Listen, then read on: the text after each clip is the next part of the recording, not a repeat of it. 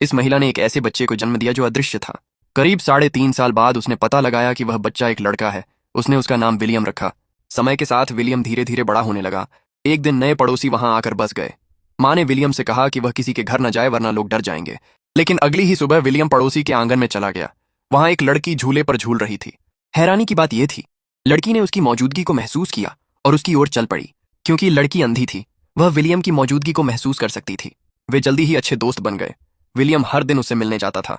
इसी तरह साल बीत गए और धीरे धीरे वे एक दूसरे से प्यार करने लगे। एक दिन लड़की ने खुशी खुशी बताया कि उसकी आंखों की सर्जरी होने वाली है और वह जल्द ही उसे देख सकेगी। लेकिन विलियम खुश नहीं था, क्योंकि वह एक अदृश्य व्यक्ति था जिसे कोई देख नहीं सकता था। लेकिन 5 साल बीत गए और लड़की वापस नहीं आई। विलियम को लड़की की बहुत याद आती थी। वह चुपके से उसके कमरे में जाता और उसके इत्र की खुशबू लेता था। साल बीतते गए और फिर एक दिन लड़की आखिरकार लौट आई। उसकी आंखें ठीक हो गई थीं और वह देख सकती थी। लेकिन विलियम में उससे मिलने की हिम्मत नहीं थी। उसे डर था कि अगर वह उसे देखेगी तो डर जाएगी। लड़की उसे ढूंढने उसके पुराने ठिकाने पर गई, लेकिन गार्ड ने कहा कि वहां ऐसा कोई नहीं रहता।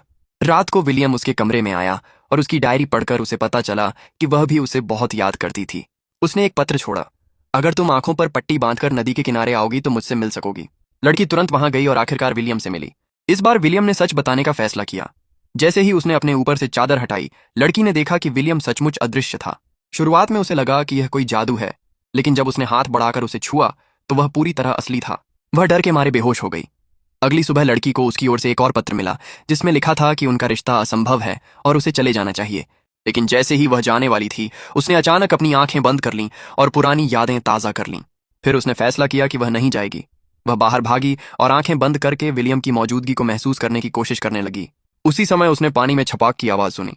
विलियम अपनी जान देने के लिए नदी में कूदने की कोशिश कर रहा था। वह तुरंत नदी में कूद गई और उसे बचा लिया। इसके बाद उन्होंने शादी कर ली और अपने खुद के बच्चे हुए।